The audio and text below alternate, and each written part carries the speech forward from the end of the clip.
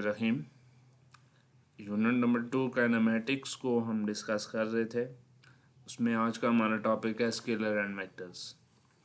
तो सबसे पहले चलिए स्टार्ट करते हैं। What is scalar? Scalar quantity एक ऐसी क्वांटिटी को कहते हैं जिसमें सिर्फ और सिर्फ आपको मैग्नीट्यूड अगर पता हो तो वो क्वांटिटी कम्प्लीटली एक्सप्लेन हो जाती है। जैसे कि मैस। अब अगर यहाँ पे ये मैस आपको एक नज़र आ रहा है, मैस ऑफ गोल्ड बार, एक सोने का बार है, उसका मैस 1 किलोग्राम है। अब यहाँ पे जो मैस है ये एक फिज़िकल क्वांटिटी है, और जो 1 किलोग्राम आपके सामने लिखा हुआ है ये आपका मैग्नीट्यूड है। तो एक इसको एक्सप्लेन करने के लिए आपको जस्ट डायरेक्शन की ज़रूरत नहीं है, आपको जस्ट मैग्नीट्यूड पता हो कि कोई चीज़ किसी चीज़ का मैस कितना है। जैसे इसमें गोल्ड बार का मैस 1 किलोग्राम है, तो ये क्वांटिटी फुली एक्सप्लेन हो जाती है। सेम इसी तरह से आपकी कुछ और एग्जांपल्स हैं, जैसे टाइम है। आप जैसे फिज़िक्स में हम एसआई यूनिट में टाइम लेते हैं, तो एसआई यूनिट जो टाइम की है वो सेकंड्स है। तो आप कहेंगे कि 100 सेकंड्स, 200 सेकंड्स, मतलब है कितना, कोई भी आप वहाँ पे यानी सेकंड्स को इस्तेमाल कर सकते हैं। तो सिर्फ जब आप सेकंड में टाइम लेंगे तो आपका वो चीज़ फुली एक्सप्लेन हो जाती है। तो this is called as scalar quantity. मुख्तलिफ एग्जांपल्स जो हैं वो आपके सामने लिखी हुई हैं, टाइम, टेम्परेचर, वॉल्यूम और डेंसिटी। नेक्स्ट हमारा जो चलते हैं जी, what is a vector quantity? Vector quantity ऐसी क्वांटिटी को कहते हैं जिसमें आपको मैग्नीट्यूड और डायरेक्शन दोनों चीज़ें चाहिए होती हैं। अब मैग्नीट्यूड तो आपको समझ आ गई कि उसकी वैल्यू यानी क्या है, ठीक है। लेकिन अब डायरेक्शन बताना भी उसमें इम्पोर्टेंट होता है। जैसे फॉर एग्ज़ाम्पल हम चकवाल से इस्लामाबाद तक का हम डिस्टेंस लेते हैं, ठीक है जी। तो डिस्टेंस या पोजीशन लेंगे तो वो है 100 किलोमीटर। लेकिन अगर मैं जस्ट आपको बता दूं कि चकवाल से इस्लामाबाद तक का जो डिस्टेंस है वो जो है वो 100 किलोमीटर है। लेकिन आप किस तरफ जाएंगे? आप साउथ की तरफ जाएंगे, ईस्ट की तरफ जाएंगे, वेस्ट की तरफ जाएंगे, किस तरफ आप जो है वो 100 किलोमीटर ट्रैवल करें तो आप इस्लामाबाद पहुंच सकते हैं। तो इसके लिए जैसे कि ये अब पोजीशन है या डिस्टेंस की जो क्वांटिटी है, इसके लिए आपको डायरेक्शन की ज़रूरत होती है। डायरेक्शन नहीं बताएंगे तो हम इस्लामाबाद नहीं पहुंच सकते हैं। तो ऐसी क्वांटिटीज़ जिनको मैग्नीट्यूड के साथ, जैसे यहाँ पे अब ये जो 100 किलोमीटर है ये आपकी मैग्नीट्यूड है, और जो साउथ है ये हम डायरेक्शन को बता रहे हैं। तो डायरेक्शन बताना कुछ क्वांटिटीज़ के लिए ज़रूरी होता है, उसके बगैर वो कम्प्लीटली एक्सप्लेन नहीं हो सकती। तो ऐसी क्वांटिटीज़ को हम वेक्टर क्वांटिटीज़ कहते हैं। एग्जांपल्स इसकी मैंने कुछ यहाँ पे लिखी हैं। डिस्प्लेसमेंट है, पोजीशन, एक्सेलरेशन, मोमेंटम और फोर्स, ये कुछ ऐसी क्वांटिटीज़ हैं जिनको डायरेक्शन की ज़रूरत होती है। अब वेक्टर्स को ज़ाहिर है इसकी इनकी डायरेक्शन है तो इनका रिप्रेजेंटेशन का तरीका भी अलग होता है। अब अगर आप इस फिगर में देखें, सामने जो आपको एक पिक्चर नज़र आ रही होगी, तो यहाँ पे आपके पास ए और बी एक लाइन लगी हुई है, एक लाइन सेगमेंट है, और एक लाइन, उस लाइन सेगमेंट में एक साइड पे एक एरो हेड है यानी एक तीर का निशान बना हुआ है, और दूसरी साइड पे कुछ भी नहीं है, एक सिंपल सी लाइन है। तो अगर यहाँ पे आप देखेंगे तो जो बी साइड है वो इस वेक्टर का हेड है, यानी हेड जो है वो उसकी डायरेक्शन को शो कर रहा है कि डायरेक्शन किस तरफ है, और जो दूसरी साइड है वो वेक्टर की टेल कहलाती है। वेक्टर जितना ए से बी तक का जितना डिस्टेंस है वो उसकी मैग्नीट्यूड कहलाएगी।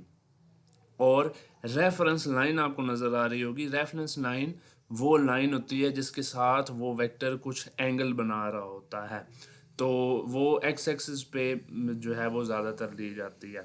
तो ये आपके पास वेक्टर को रिप्रेजेंट करने का तरीका है ग्राफ के अंदर।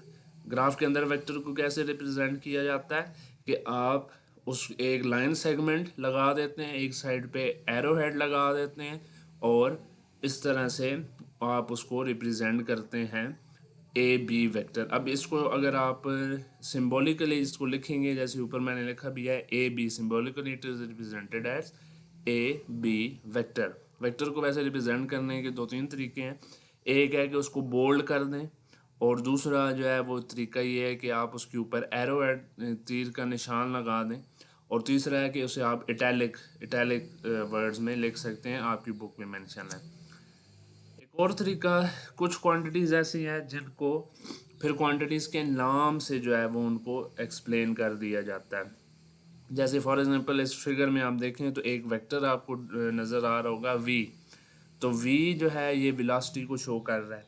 इसी तरह आप एक्सेलरेशन का वेक्टर बना सकते हैं कि एक्सेलरेशन किस तरफ है, उसकी डायरेक्शन को शो करके। इसी तरह वेलोसिटी होगी, और फोर्स जो है उसकी डायरेक्शन किस तरफ है, उसकी जो है वो आप इस तरह से F लिख के उसकी डायरेक्शन को शो कर सकते हैं।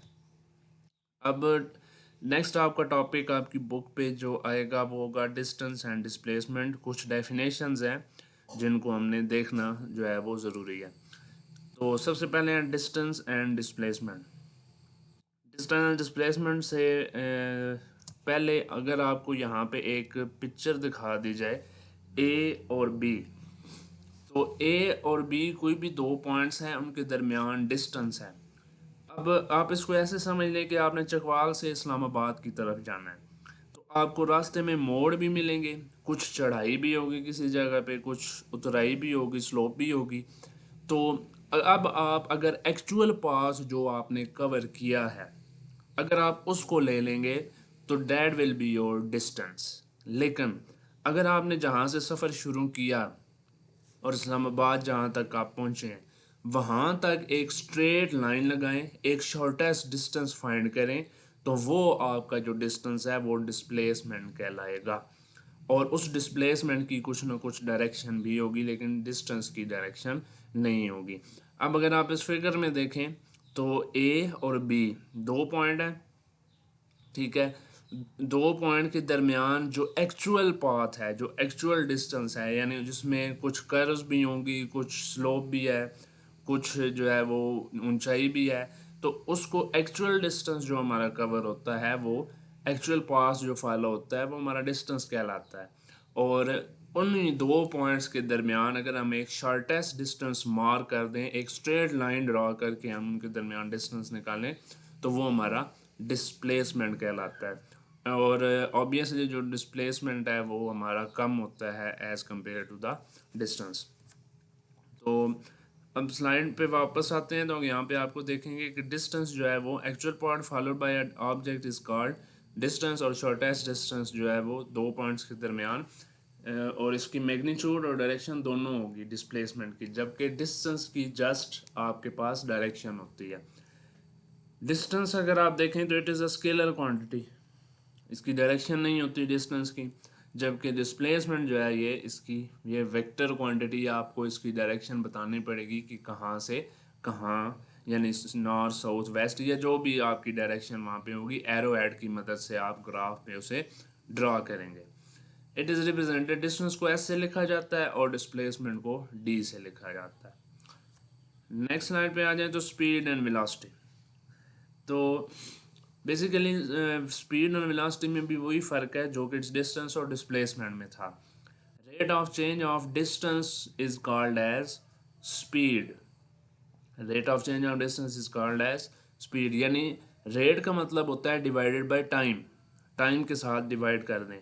तो जब भी आप स्पीड निकालते हैं तो आप डिस्टेंस को टाइम के साथ डिवाइड करते हैं। Distance divided by time is equal to speed. लेकिन वेलोसिटी निकालने के लिए आपको डिस्प्लेसमेंट डिवाइडेड बाय टाइम करना पड़ता है, क्योंकि डिस्प्लेसमेंट एक वेक्टर क्वांटिटी है। इसी वजह से जो वेलोसिटी है वो भी हमारे पास एक वेक्टर क्वांटिटी ही आती है।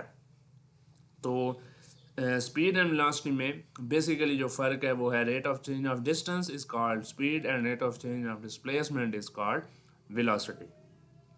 तो speed is equal to distance divided by time and velocity is equal to displacement divided by time. Both have same units, that is metre per second, यानी डिस्टेंस और डिस्प्लेसमेंट दोनों को आप मीटर में major करेंगे और टाइम जो है वो ऐसा यूनिट दैट इज सेकंड उसी में ही मेजर होगा। तो that was speed and velocity. Uniform speed and uniform velocity. अगर कोई एक बॉडी, यूनिफॉर्म का मतलब होता है एक जैसा, रिमेन्स सेम, जैसे स्टूडेंट्स को स्कूल में यूनिफॉर्म पहनाया जाता है, उनका यूनिफॉर्म रखा जाता है उसकी वजह कि तमाम स्टूडेंट्स एक जैसे नज़र आएँ, सेम नज़र आएँ। तो यूनिफॉर्म स्पीड का मतलब होता है सेम स्पीड, एक जैसी स्पीड। अगर एक body equal distance equal interval of time में तय करती है, अब इसका क्या मतलब है कि अगर डिस्टेंस जो है वो आपका कोई for example 4 metre per second cover हुआ और टाइम उसमें 2 सेकंड लगा, ठीक है, तो अगर 8 मीटर होगा तो अगर 8 मीटर डिस्टेंस कवर होता है तो आपका वो 4 सेकंड में हो जाता है, तो डैट मीन्स आपकी स्पीड कांस्टेंट रहेगी, डैट इज़ आपकी स्पीड वही 2 मीटर पर सेकंड रहेगी।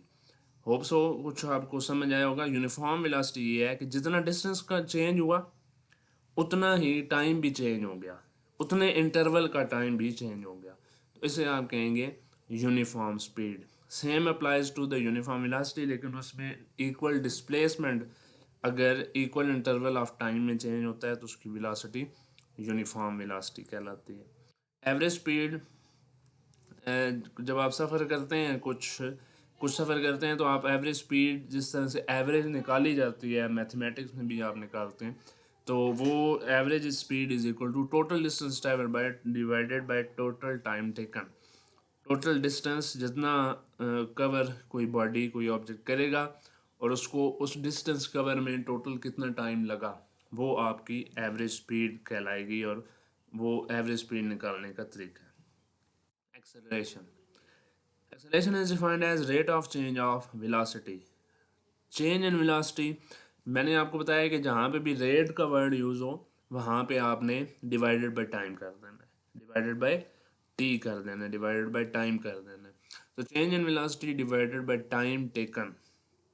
तो चेंज इन वेलोसिटी हमेशा याद रखें, चेंज जो है वो फाइनल में से इनिशियल को माइनस करने से आता है, यानी final velocity minus initial velocity. For example आप एक गाड़ी में जा रहे हैं, पहले उसकी गाड़ी की स्पीड जो है वो 40 मीटर पर सेकंड थी, अब उसकी स्पीड जो है वो 60 मीटर पर सेकंड हो चुकी है, तो आप फ़ौरन से कह देंगे कि आपने जो उसके दरमियान डिफरेंस है, चेंज आया है, वो है 20 मीटर पर सेकंड का। लेकिन आपको कैसे पता चला? आपने फाइनल स्पीड में से initial speed that is 60 metre per second में से 40 मीटर पर सेकंड को माइनस कर दिया, तो आपके पास जवाब जो है वो 20 मीटर पर सेकंड आया। डैट इज़ आपने फाइनल में से इनिशियल स्पीड को माइनस करने से आपके पास एक्सेलरेशन आता है। तो उम्मीद है एक्सेलरेशन का समझ आ गया होगा। ऐसा unit for acceleration is metre per second square. जो यूनिट है वो मीटर पर सेकंड स्क्वायर है एक्सेलरेशन की। वेक्टर एक्सेलरेशन वेक्टर क्वांटिटी है बिकॉज वेलोसिटी इसमें इन्वॉल्व है, velocity is a vector quantity. Direction of acceleration वही होगी जिस तरफ चेंज इन वेलोसिटी होगी। अब वेलोसिटी दो तरीक़ों से चेंज हो सकती है, एक तो ये है कि वेलोसिटी इंक्रीज़ हो जाए और दूसरा ये है वेलोसिटी डिक्रीज़ हो जाए। अगर वेलोसिटी इंक्रीज़ हो रही है तो ऑब्जेक्ट एक्सेलरेट कर रहा है, आगे बढ़ रहा है। इंक्रीज़ होने का मतलब है वेलोसिटी पहले for example 40 metre per second थी, अब 60 मीटर पर सेकंड होगी गाड़ी की, तो object is accelerating, that is वो पॉजिटिव एक्सेलरेशन कहलाएगा। लेकिन पहले गाड़ी की स्पीड थी 50 मीटर पर सेकंड, अब गाड़ी की स्पीड 30 मीटर पर सेकंड होगी, यानी ड्राइवर ने ब्रेक अप्लाई कर दी है, तो अब वेलोसिटी डिक्रीज़ होगी। जब वेलोसिटी डिक्रीज़ हुई तो एक्सेलरेशन भी डिक्रीज़ हो जाएगा और उसको हम नेगेटिव एक्सेलरेशन या डिटार्डेशन कहते हैं। रिटार्डेशन और डिसेलरेशन कहा जाता है। यूनिफॉर्म एक्सेलरेशन सेम इसी तरह जिस तरह आपने पढ़ा था कि यूनिफॉर्म स्पीड और यूनिफॉर्म वेलोसिटी होते हैं, इसी तरह से यूनिफॉर्म एक्सेलरेशन होता है। यूनिफॉर्म एक्सेलरेशन का मतलब ये है कि अगर speed equal interval of time में वेलोसिटी चेंज हो रही है किसी ऑब्जेक्ट की, तो उस वक्त जो एक्सेलरेशन होगा वो यूनिफॉर्म एक्सेलरेशन होगा। इसका मतलब ये है कि एक्सेलरेशन चेंज नहीं हो रहा बल्कि एक जैसा एक्सेलरेशन है। यूनिफॉर्म एक्सेलरेशन का मतलब है कांस्टेंट एक्सेलरेशन। अब इसका मतलब ये नहीं है कि एक्सेलरेशन चेंज नहीं हो रहा, इसका मतलब ये है इस स्पीड चेंज नहीं हो रही, स्पीड उसमें चेंज हो रही है लेकिन जो चेंज इन स्पीड है वो उसमें कांस्टेंट है। चेंज इन स्पीड का मतलब ये है वही बात कि इक्वल इंटरवल ऑफ टाइम में इक्वल डिस्प्लेसमेंट कवर कर रही है बॉडी। तो उस वक्त जो हर सेकंड में जो स्पीड का चेंज है वो 10 मीटर पर सेकंड होगा, यानी for example 10 metre per second divided by 1। आपने यूनिफॉर्म एक्सेलरेशन डेफिनेशन पढ़ी है, A is equal to V F minus V I divided by T. तो V F minus V I आपके पास 10 I for example divided by 1। एक second में 10 metre per second velocity उसकी change हुई। Change in velocity वहाँ पे मौजूद है लेकिन वो यूनिफॉर्म है, वो कांस्टेंट जो है वो आपके पास स्पीड है। तो यूनिफॉर्म एक्सेलरेशन का मतलब है कि एक्सेलरेशन हमेशा